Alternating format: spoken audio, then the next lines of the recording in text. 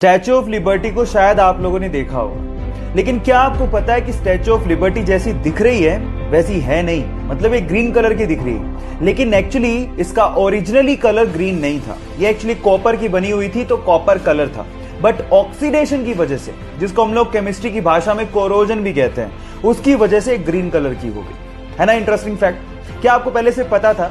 नहीं पता था तो चैट में जरूर लिखेगा।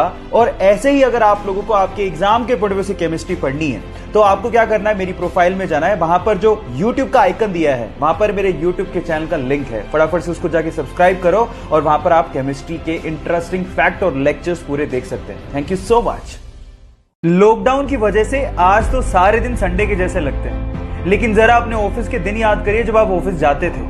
तब 6 दिन की कड़ी मेहनत के बाद अगर संडे नहीं आता तो क्या हालत होती है आपकी। पर सवाल यह है कि संडे की छुट्टी इंडिया में लाया कौन? किसने कहा कि संडे की छुट्टी होनी चाहिए? मैं आपको बताता हूं। संडे की छुट्टी के पीछे जिसने सबसे ज्यादा एफर्ट किए वो थे नारायण मेघाजी लोखंडे, जो 1881 में संडे की छुट्टी के लिए आंदोलन पर बैठे। बहुत सारे लोग जुड़े और आखिरकार 1889 में अंग्रेजों ने माना कि इंडिया में संडे की छुट्टी होनी चाहिए। क्या ये आपको पहले से पता था? नहीं पता था तो चैट में लिखना मत भूलिएगा। आप लोगों ने कैप्टन अमेरिका के हाथ में शील्ड को तो देखा होगा और उसको देख के शायद ऐसा महसूस होता होगा कि काश हमारे देश की सेवा में लगे और रक्षा में लगे सैनिकों के हाथ में ऐसी शील्ड होती ताकि उनकी जान को बचाया जा सकता। देखो, बाकी देशों का तो पता नहीं, लेकिन जापान ने अपने सैनिकों की रक्षा के लिए इससे भी ज्यादा एडवांस शील्ड बना ली है, जो कि मात्र 3 सेकंड में खोली जा सकती है। इनफैक्ट उसमें आर्टिफिशियल इंटेलिजेंस का इस्तेमाल भी किया गया है, जिससे अगर मान लो किसी ने बंदूक तान दी तो 3 सेकंड में वो अपने आप खुल जाती है ना गजब की बात। क्या आपको बात पहले से पता थी? नहीं पता थी तो चैट सेक्शन में लिखना मत भूलिएगा। इंडिया की स्पेस एजेंसी इसरो का एक और कमाल सुनिए। नवंबर 2019 में कार्टोसैट 3 नामक एक सैटेलाइट को सफलतापूर्वक स्पेस में इन्होंने लॉन्च कर दिया। अब इसकी खास बात सुनिए। 509 किलोमीटर की ऊंचाई से लेकर 10 इंच तक की ऊंचाई की साफ तस्वीरें ये इसरो को भेज सकता है। मतलब आपकी कलाई की घड़ी में कितना बजा है, इसकी साफ तस्वीर ये इसरो को भेज सकता है। और आज से पहले तक किसी भी देश ने इतना ताकतवर कैमरा कभी लॉन्च नहीं किया है। इसरो ने हमेशा हमारे सर को फक्र से ऊंचा किया है, इसलिए उनके लिए एक लाइक तो बनता है। गाइस, हम लोग फ्यूचर में पानी पिएंगे नहीं, खाएंगे। हो गए ना हैरान? बट ये बात सच है।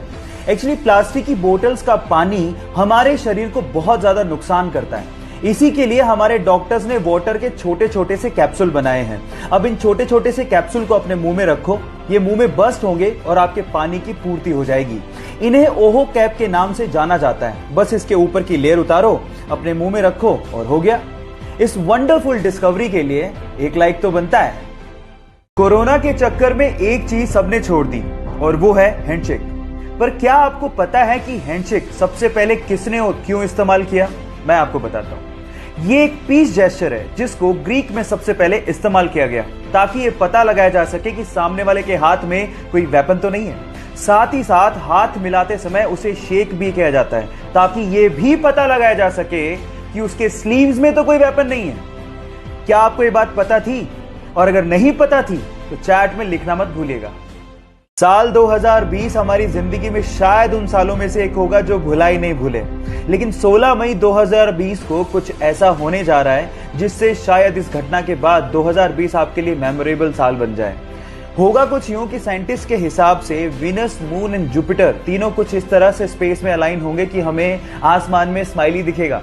शायद हमारी जिंदगी में इसी चीज की सबसे ज्यादा कमी हो रखी है, जो नेचर के थ्रू हमें 16 मई 2020 को दिखने भी वाली है। मैं तो बहुत एक्साइटेड हूं। क्या आप लोग एक्साइटेड हैं? चैट सेक्शन में लिखना मत भूलिएगा।